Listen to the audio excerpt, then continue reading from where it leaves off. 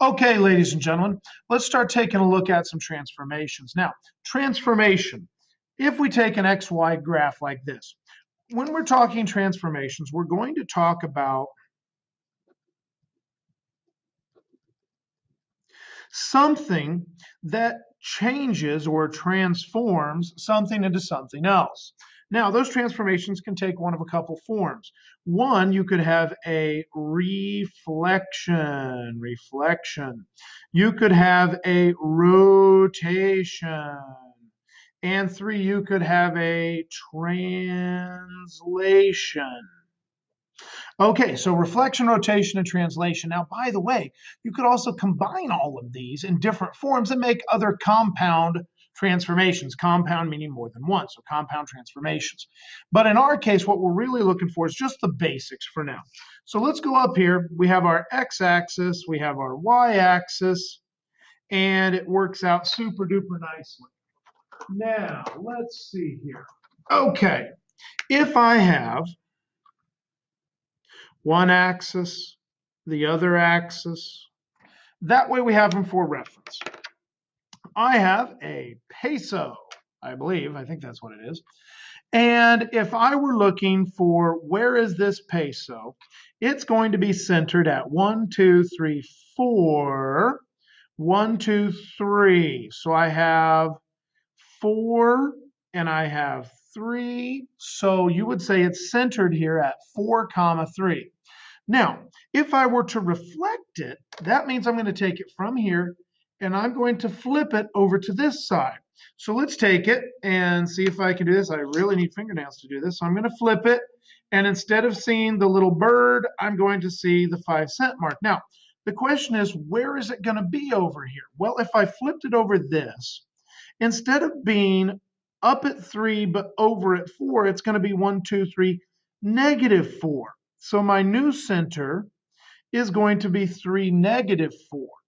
So instead of, 4, 3, that's where it was. Now it's at negative 4, 3. So it makes sense. Now, if I were, on the other hand, to flip it over the y-axis, that means I'm going to go this way with it. I'm going to flip over here.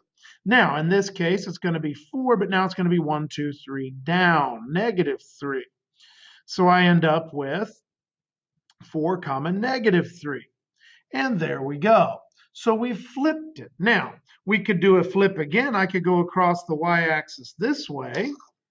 I could go woo and drop it back here, in which case, hopefully at this point, everyone has figured out what point it's going to be at. You tell me. Okay, so with that, we come up with our points, and they've gone all the way around. Now, that is a reflection because I flipped it. Now, if I were to reflect it over the origin, that means it's going to go from here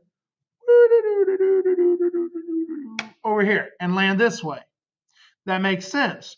What we've really done to reflect it over the origin is we've gone over the over the x and over the y and put it over here. So over the origin is the same as double, double. Okay, so that makes sense. Now, by the way, I've been picking it up and sliding it around. We can slide it around all day long.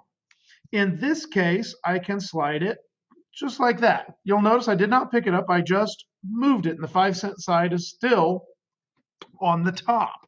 That would be a translation. So a translation. In this case, I moved it backward. Well, it was centered here. Now it's centered here. Back 1, 2, 3, 4, 5, 6, 7, 8 units. I moved it 8 units. Now, a lot of times what we'll do is for a translation, we'll use little brackets and say back 8 units, negative 8. But you'll notice I didn't go up or down any, so that would be 0. So you could say back 8 units. You could say negative 8, 0. That would be like using a vector, moving it 8 units back. Now, what if, on the other hand, I moved it down? Okay, well, in this case, translating it down, I moved it from here, centered it to here, 1, 2, 3, 4, 5, 6. So I would say 0, negative 6, because I didn't move it any left and right. I just went straight down. There we go, straight down. Now, of course, I can combine them. If I have a translation of, say, -3, comma 2, well, what would that be? That would be backward 3, but up 2. So let's see where that would be. Back 3, 1, 2, 3, up 1, 2. So back 1, 2, 3, up 1, 2. And so this would reflect, and if this was called point A, a lot of times we're going to say that once we've moved it, we're going to call it A prime. So if I start at 4, 3, and I go back 3 and up 2, 1, comma 5 would make sense where I'm going to land. Now, I'm using a coin to show you that I can't change the size of this. Okay, I can't change the size of it. I can change its direction, I can change its orientation, but I can't change its size. And that's why this is called an isometry.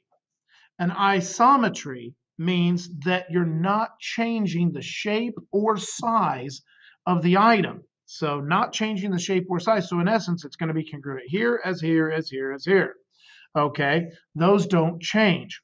Now, that's reflection, that's translation. Let's talk about rotation. Now, if I rotate this, I'm going to rotate it 90 degrees.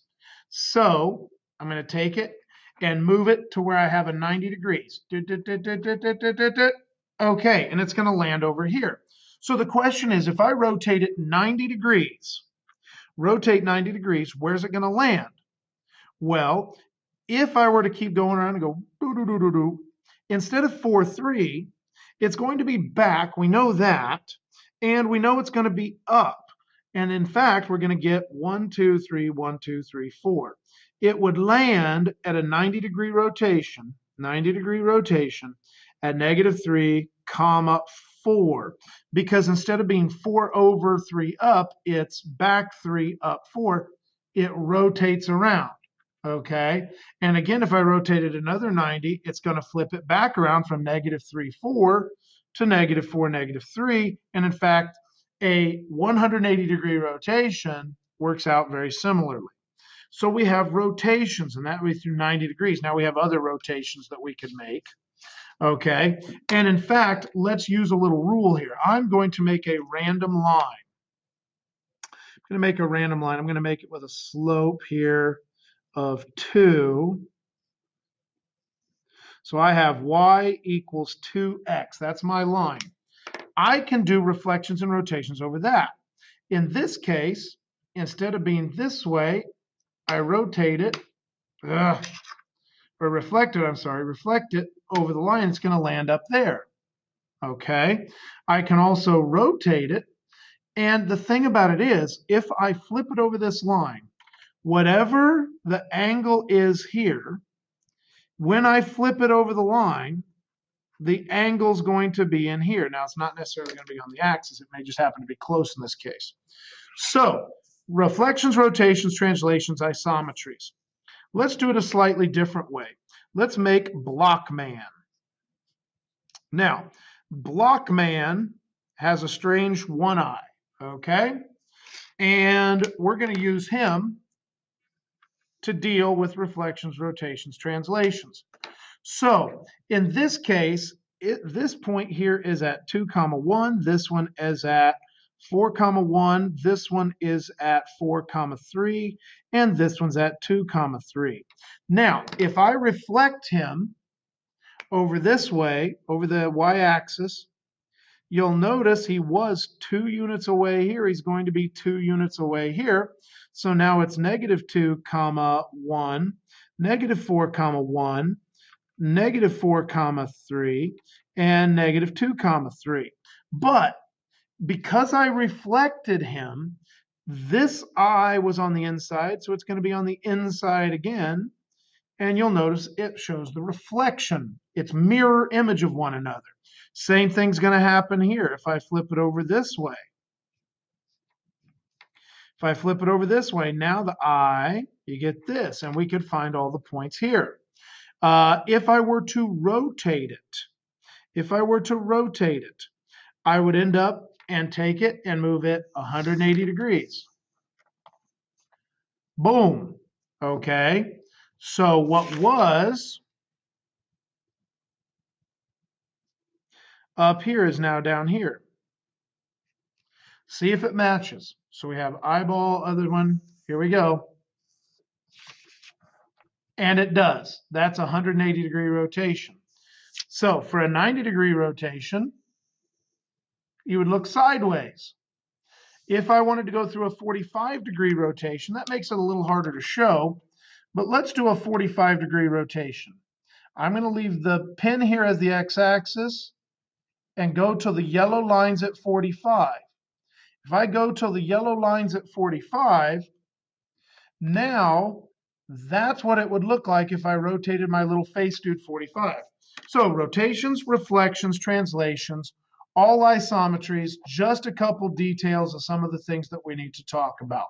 So move on from there.